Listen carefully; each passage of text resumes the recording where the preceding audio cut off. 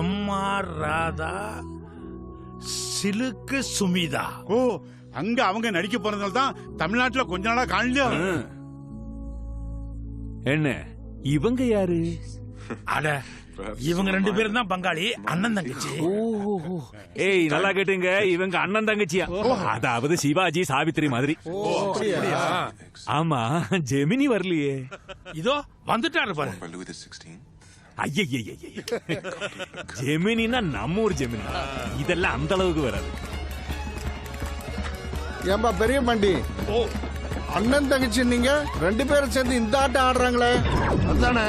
அட, மேல் நாட்டுல இதெல்லாம் சகஜம். அவங்க நாகரிகம் வேற, நம்ம நாகரிகம் வேற. அப்படியே சொல்லு. ஏங்க பெரிய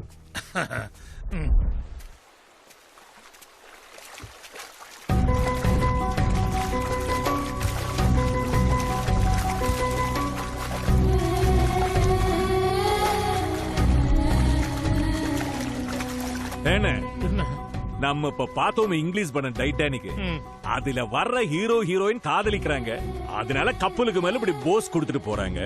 நம்ம ஊர் கிளங்கோஷ்டிங்க, எதுக்கு இந்த பரிசல் மேல ஜோடி ஜோடி அப்படி போகுதுங்க? சின்ன பாண்டி, நீ இன்டர்வெல்ல ஒண்ணுக்கு போயிருந்தியல, அந்த நேரத்துல நம்ம ஊர் பெருசுகள்லாம் என்ன சுத்திக்கிட்டு எது கப்பல் மேல இப்படி கையை விரிச்சுக்கிட்டு போறாங்க அப்படின்னு சொல்லி கேட்டாங்க. எனக்கு என்ன சொல்றதுன்னு தெரியல. ராத்திரி நேரத்துல பனிக்காத்துல வெறும் உடம்போட இப்படி போனோம்னா ஈரல், கல்லீரல், லிவரு இது எல்லாத்துக்குமே நல்லதுன்னு சொன்னேன். பாவம் அதை அப்படியே நம்பிட்டு போயிட்டு இருக்காங்க. சொல்லுங்க. கேட்கறவன் கிணப்பில இருந்தா கேப்பையில நெய் வெடியுமா? இப்படி நம்ம ஊர்ல ஒரு பழமொழி உண்டு. அந்த படத்துல அந்த பையனும் பொண்ணும் எதுக்காக இப்படி நிக்கிறாங்கன்னு தெரியல. ஆனா பெரிய பாண்டி ஆர்த்துக்கு நல்லது, இதயத்துக்கு நல்லது அப்படியே அடிச்சு விட்டான். அது மட்டும் பொய்யன்னு தெரிஞ்சது. ஊர்க்கார பேரோட முன்னாடி வாயால சிரிக்க மாட்டான், பின்னால வேற எதுவே சிரிப்பான்டா.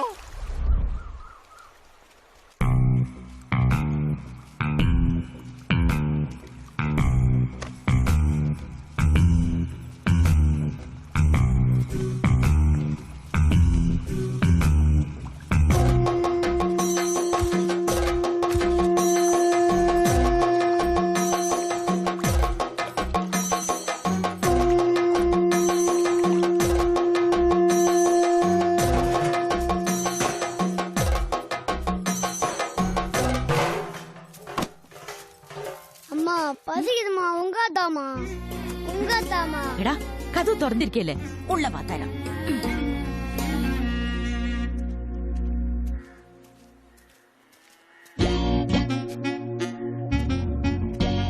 இல்லையா கொட்டை இருக்கு. என்ன இழிப்பு. ஏயா, கடன் வாங்கும் போது எவ்வளவு கெஞ்சின? நீயா 2 ரூபா வட்டி கொடுக்கறன்னு, நீயே கஷ்டத்துல இருக்கிற 1 ரூபா வட்டி போதியான்னு. ஆனா இன்னைக்கு வரைக்கும் வட்டி அசல் 1 பைசா திருப்பி கொடுத்துருப்பியா? சரி, கொடுக்கத்தான் முடியல. ஆள் வர்றத பார்த்தோன்னே ஐயா தப்பாய் போச்சு அப்படின்னு சொல்லி தவணை கேட்கலாம்ல. அதை விட்டு போட்டு எவ்வளவு ஒரு மற்ற ரகமான குறுக்கு புத்தி இருந்தா இப்படி கொட்டுல பூஞ்சி மூடிட்டு போவேன். பாண்டி ஐயா, மரண தண்டனை தூக்கு தண்டனை வாங்குறவங்க எல்லாம் நரகத்துக்கும், செத்து சுடுகாடு போய் சேர்றவங்க எல்லாம் நேரா சொர்க்கத்துக்கும் போயிடுவாங்கன்னு சொல்ல முடியுமா? இப்ப எதுக்கு இத சொல்ல வந்த? இல்ல, ஒட்ட வச்சு என் மூஞ்சிய மூடிட்டு வரதுனால எனக்கு மட்டரமான புத்தின்னு சொல்லிட முடியாது. உங்க மூஞ்சில எப்படா முழிக்கிறதுன்னு சங்கோஜப்பட்டு ஒரு யதார்த்தத்துல என் மூஞ்சிய மூடிட்டு வந்திருக்கலாம் இல்லையா? நீ பேசுறதுல பயங்கரமான ஆள். ஆனா இதெல்லாம் வச்சு என்ன அவ்வளவு சீக்கிரம் ஏமாத்திர முடியாது. உனக்கு இன்னும் 1 மாசம் டைம் தர்றேன். அதுக்குள்ள மரியாதை என் கடனை திருப்பி கொடு. அப்படி இல்ல பஞ்சாயத்து கூட்டி உன் வீட்டு சாமான ஜெட்டெல்லாம் மொத்தத்தையும் வீதி கொண்டு வந்து ஏலம் விட்டுருவேன். அது சரி, கோழி குருடா இருந்தாலும் குழம்பு ருசியா தான் இருக்கும். நான் என் வீட்டு சாமான் சலீசா கிடைக்குதுன்னா வாங்கறதுக்கு கசக்குமா என்ன? நீங்க என்ன ஏலத்துக்கு கொண்டு வருது? நானே என் பொருளுங்கெல்லாம் வித்து உங்க கடனை அடைக்கிறேன். அத முதல்ல செய். நீங்களும் 4 பேர்கிட்ட சொல்லுங்க என்னன்னு. என் வீட்டு சாமான் ஏலத்துக்கு வருதுன்னு.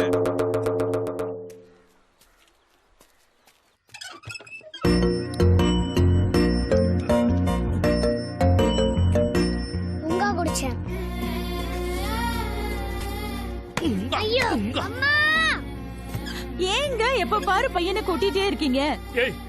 இவளுக்கு 5 வயசு தாண்ட போகுதுல்ல, இது வரைக்கும் பால்குடி மறக்கவே இல்ல. இத மறக்கடிக்கிறதுக்கு நீயாவது ஏதாவது பண்ணலாம்ல? അയ്യോ, ഞാൻ என்னென்ன കസപ്പ് മരുന്ന് പൂസണമോ പൂസിട്ടேன். അവന് മറക്കാൻ പറ്റുന്നില്ല. என்ன என்னம்மா மட்டும் உங்க அடிச்சதுக்கு கொட்றியே பின்ன கொஞ்சுவாங்களா? நீ தானே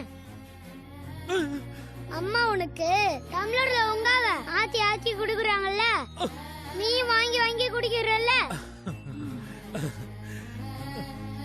சரி சரி, நீ போறாசா போ.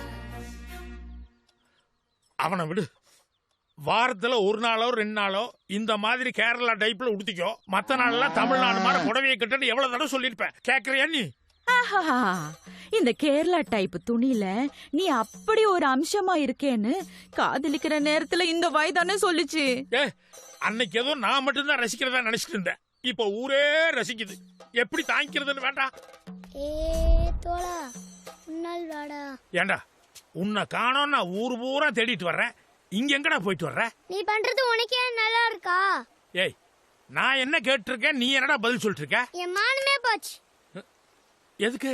உங்க அப்பா வச்ச பாக்கி நீ யாத்து கட்டுவியான்னு அந்த டீ கடை தாத்தா கேக்குறாரு. அந்த கிழவன் உங்ககிட்ட எதுக்குடா இதெல்லாம் சொன்னா? என்கிட்ட மட்டுமா? ஊர் பூரா சொல்லிட்டு இருக்காரு. கேவலமா இருக்குது. போ போய் கட்டு போ. தள்ளு. ചായ പിടിക്കൂ. யோ நாயர், ആരാത്? ஏயா எதுக்கு என் பையன்கிட்ட எதோ சொல்லி என் மரியாதையை கெடுத்துட்டு இருக்க? ഓ നിനക്ക് മര്യാദ ഒന്നും ഇരിക്കാ? பின்ன இல்லாமையா? நான் தான் உன் பழைய பாய் குடுக்கறேன்னு கொண்டு வந்தேன்ல, நீ தானே மூஞ்சிலேயே முழிக்க வேண்டாம்னு சொன்ன. എങ്ങനെ മുഴിക്കും? എന്റെ കടയിൽ എന്റെ മോള് തങ്കമണി ടീ போட்டுக்கிட்டு இருந்தா அவளை கூட்டிட்டு ஓடி போயிலே நீ. யோ, நீங்க தானே கேரளால இருந்து என்ன ஓட்டிட்டு வந்தது. இயாள் உள்ளூர்லயே கல்யாணம் பண்ணி நல்லா சந்தோஷமாயிட்டு ஜீவிக்கிறது. ഇയാള് സന്തോഷമായിട്ടുണ്ട്. എന്റെ കട എന്റെ മോളില്ലാതെ ബിസിനസ് വളർത്തിരിച്ചില്ല. எந்த ஆமா பாண்டி, ஏதோ கண்ணுக்கு குளிர்ச்சியாவோ வாய்க்கு ருசியாவோ டீ சாப்பிட்டோம், அதை கெடுத்துட்டியப்பா. யோ, இந்த ஆள் சம்சாரமும் நல்லா தானே டீ போடுறாங்க, அதை வாங்கி குடிச்சிட்டு போக வேண்டியதானே? അതെങ്ങനെ? என் சம்சாரம் போடுற டீயும் என் பொண்ணு போடுற டீயும் ஒன்னா? அதானே. இப்ப என்ன பண்ணலாங்கிற? அதாவது பெரிய பாண்டி, நீங்க தோட்டத்துக்கு போன பின்னாடி பழையபடி தங்கமணி வந்து கடையில டீ பொண்ணு நாயர் எதிர்பார்க்கறேன். அதான் நாயர? அதே. ஏ, என்ன அதே? நீ கொஞ்சம் வாய முற்று. ஏயா, உன் பொண்ணுக்கு தங்கமணின்னு பேர் வச்சிருக்கோ இல்லையா, ஒரு குண்டு மணி அளவுக்கு நகை போட்டிருப்பே நீ. எல்லா செலவும் நான் தான் ஏத்துக்கிட்டேன். பையனுக்கு 5 வயசு ஆக போகுது. அவன் எப்ப வந்தாலும் அவனுக்கு ஒரு பொறையும் டீயும் குடுக்கறிய ஒழிய வேற என்னையா கொடுத்த? இனிமே யாருக்கிட்டயாவது எனக்கு பழைய பாக்கி இருக்குன்னு சொல்லி பாரு, அப்புறம் நான் பேசிக்கிறேன். யோ, ഇയാൾക്ക് പഴയ ബാക്കി ഒന്നുമില്ല. നിങ്ങളുടെ ചൊല്ലേൻ, ഇയാൾക്ക് പഴയ ബാക്കി ഒന്നുമില്ല. ഹലോ, ഇയാൾക്ക് പഴയ ബാക്കി ഒന്നുമില്ല. മതിയോ? மாமா, ஐயோ, பேய் பேய் பேய். ஏயா, பகல்லையா? அன்னை ருக்கு நிக்கிறனே, வண்டி திருப்பு. நிறுத்தாதீங்க, போங்க போங்க போங்க. ருக்கு பேசிட்டே வந்தனல்ல, அதுல சரியா கவனிக்கல. சரி, நான் தோட்டத்துக்கு போய் என் வேலையெல்லாம் பாக்குறேன். நீங்க பேசிட்டு அப்புறமா வாங்க. இருங்க மாமா, உங்ககிட்ட சேர்த்து தான் நான் ஓ, பேசணும். இவர்கிட்ட தான் பேசணுமா? அப்ப நீங்க பேசுங்க, நான் தோட்டத்துக்கு போயிட்டு வந்துடுறேன். நில்லையா, என்ன விளையாடுறியா? மாமா, உனக்கு கல்யாணம் ஆகி அக்கா எத்தனை மாசத்துல வாந்தி எடுத்தாங்க? இப்பதான் பையன் பிறந்துட்டானல்ல, அது எதுக்கு? விஷயம் இருக்கு, சொல்லு. 1.5 மாசத்துல வாந்தி எடுத்தாங்களா இல்லையா? கல்யாணத்துக்கு முன்னால எங்களுக்குள்ள மேலோட்டமா சின்ன சின்ன தப்பு இருந்தது. ஆனா ஒரு நாள் எங்க சக்திக்கு மீறி கட்டுப்பாடு இழந்து பெரிய தப்பு நடந்துருச்சு. நீங்க மட்டும் இவ்வளவு வேகமா இருக்கலாம், இவர் பாதி கிழவன் ஆயிட்டாரு. நான் முதற்கண்ணி ஆயிட்டு இருக்கேன். எனக்கு அப்பா இல்ல, அப்பா ஸ்தானத்துல நீங்க தான் இருக்கீங்க. புரிஞ்சுக்காம இந்த ஆளு வேற கல்யாணத்தை இப்ப பாரு அப்ப பாருன்னு இப்படியே இழுத்து போட்டுட்டே போயிட்டு இருக்காரு.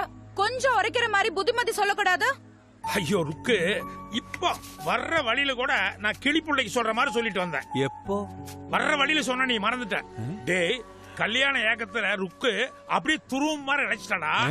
ஏது இதா துரும்பு? நீ பேசாம இரு. கல்யாண சந்தோஷங்கிறது எவ்வளவு சுகமா இருக்கும் அப்படின்னு சொல்லி விழாவாரியா படம் புடிச்சு காமிக்கிற மாதிரி சொன்னேன். எல்லாத்தையும் ரசிச்சு கேட்டுக்கிட்டு இருந்தா, ஆனா கல்யாணத்தை மட்டும் ஏன் தள்ளிட்டு போறானே தெரியல. ஒருவேளை அவங்க அப்பாவை நினைச்சு பயந்துருப்பான்னு நினைக்கிறேன். அப்ப அந்த குடிகாரன் அவரு குடிச்சு குடிச்சு சீரழியறது இல்லாம எங்க 2 பேரை வேற சேர விடாம சீரழிச்சிட்டு இருக்காரு.